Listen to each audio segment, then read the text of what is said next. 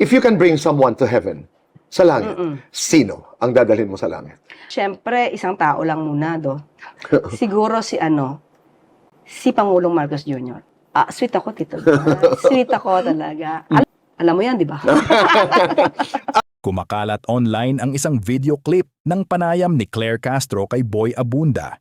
Sa interview, tinanong siya kung sino ang isang taong nais niyang dalhin sa langit. Agad niyang sinagot si Pangulong Bongbong Marcos. So, di ko alam na ganito pala siya kasipag at ganito siya kabait. Hindi siya nagagalit.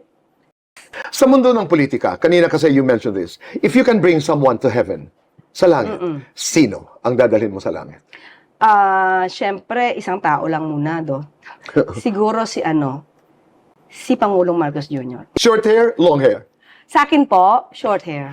Mga Ginoo o medyo bastos? Mga Ginoo. Ako na lang yung magiging...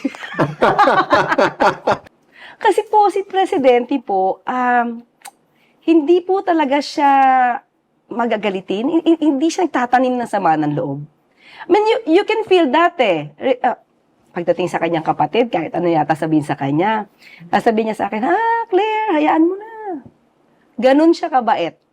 Kahit anong negatibong pinupukol sa kanya, Claire, hayaan mo na. Nang tanungin naman kung sino bukod sa Pangulo, sinabi niya si Vice President Sara Duterte upang umano'y makausap nito ang Panginoon. Ngunit nang tanungin kung sino ang dadalhin niya sa impyerno, si Vice President Sara Duterte pa rin ang kanyang naging sagot at pabirong sinabi na para maging presidente ito roon. Ang tao lang muna, Siguro si Pangulong Marcos Jr. Ilabas natin si Pangulo. Si VP Sara. Sa langit? Sa langit. Okay. Para makausap niya si Lord.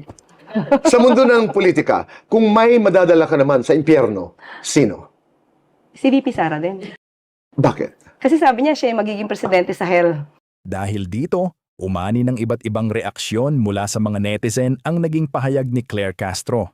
May mga natuwa, may mga nagalit, at mayroon ding bumatikos sa kanyang mga naging sagot sa panayam. But when the president, talk to you, Claire, can you help the government? Yun lang po yung words na sinabi niya. Parang, sige po. The president was talking to you. Di ba, una starstruck. Tapos, hindi ko po inisip, Tito Boy, never in my life na inisip ko na makakatabi ko, makakausap ko ang presidente ng Pilipinas. Hindi ko po talaga siya naisip. Yes or no? Will you take a bullet for the president? Yes. Sa palagay mo lang, Claire, mapupunta ka ba sa langit o impyerno? Sa langit. Sa langit!